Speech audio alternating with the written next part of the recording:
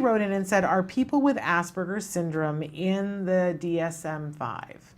Okay, yes, and that's a great question because, you know, the DSM-5 removed the diagnosis of Asperger's, but really what it did was it included the diagnosis of Asperger's into the ASD diagnosis. And there's two reasons we know this. One is that the reason that prior diagnosis of autism required one of the symptoms to be a delay in language or a disability in language, and the current one does not. And that is simply because of individuals with Asperger's, because individuals with Asperger's generally don't have a speech delay.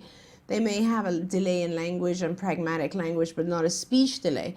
And so generally speaking, that shows that the intention was to have Asperger's as part of the ASD diagnosis.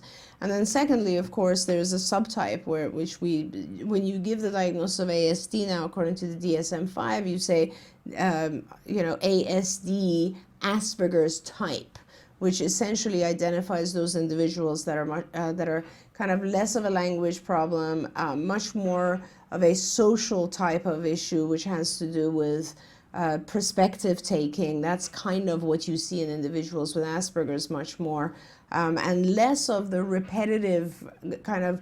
Individuals with Asperger's have repetitive behaviors, but they're of a high level. They're not the typical repetitive motor mannerisms or stereotypies that we see with individuals with autism. The repetitive stuff that we see with Asperger's is mostly what I call obsessive-compulsive type behavior, which has to more do, I think, with anxiety rather than anything else. Okay. So yes, they are covered under ASD. And that's such a good thing to know, because I think a lot of people have felt bereft and felt like they were in no man's land. Absolutely. And this language is in a way that, it's still included. It's just named differently. Yeah. Yes.